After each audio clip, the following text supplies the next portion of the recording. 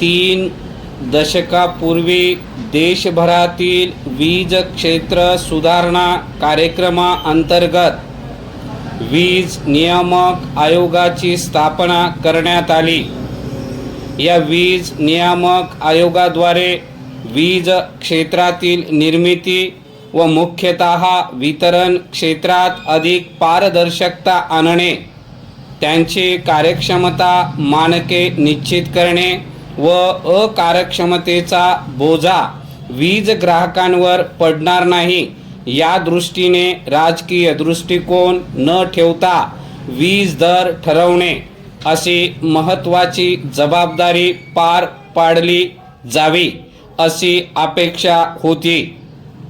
यासाठी नियामक आयोगांना अर्धन्यायिक व स्वायत्त दर्जा देऊन व्यापक अधिकारही प्रदान करण्यात आले।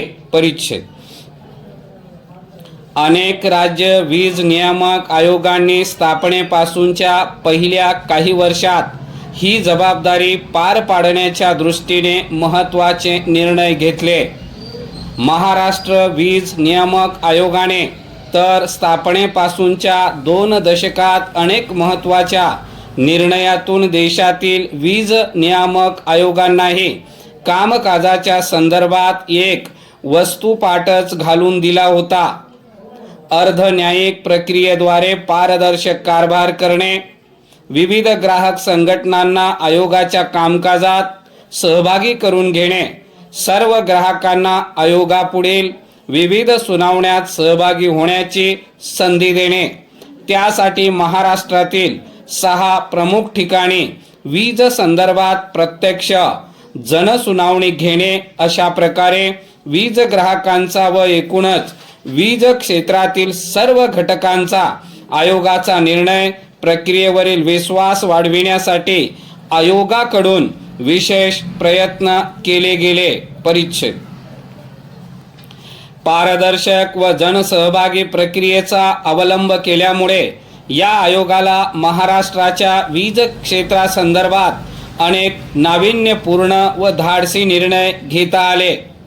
उदाहरणार्थ, शेतीसाठी नक्की वीज वापर किती व वीज गळती नक्की किती हे ठरवण्यासाठी वेळोवेळी घेतलेले धाडसी निर्णय 15 वर्षापूर्वी राज्यात विजेचा प्रचंड तुटवडा असताना लोड शेडिंग प्रोटोकॉलद्वारे समन्यायी प्रमाणात भार नियमन करून ग्राहकांचा त्रास सुसह्य होण्यासाठी उचललेली वीज दरात घडवलेली अनेक नाविन्यपूर्ण बदल आणि वीज कंपन्यांच्या अकार्यक्षमतेचा संपूर्ण बोजा ग्राहकांवर पडू नये अशी वीज दर रचना, अशा या देशभरात नावाजलेल्या महाराष्ट्र वीज नियामक आयोगाच्या कार्यपद्धतीवर गेल्या 5 वर्षात अनेक प्रश्न उभे राहिले आहेत।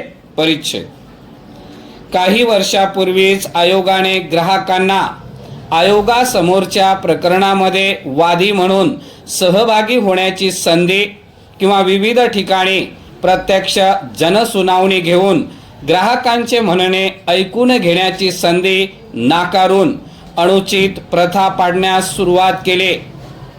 आयोगाने नुकत्याच जाहीर केलेल्या महावितरणच्या वीज दर पुनरावलोकन दाव्यावरील आदेशानंतर तर वीज क्षेत्रातील ग्राहक व इतर घटकांनी आयोगाच्या प्रक्रियेवर विश्वास का ठेवावयाचा असाच प्रश्न निर्माण झाला आहे।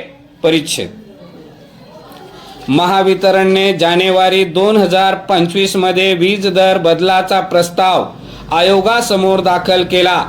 वीज ग्राहकांना अशा प्रस्तावाच्या तांत्रिक तपासणीत सामील करून घेऊन मग परिपूर्ण प्रस्तावावर जनसुनावणी घेण्याच्या पायंड्याला दूर सारून आयोगाने फक्त अंतर्गत तपासणी करून हा दर बदल प्रस्ताव ग्राहकांच्या सूचनेसाठी खुला केला।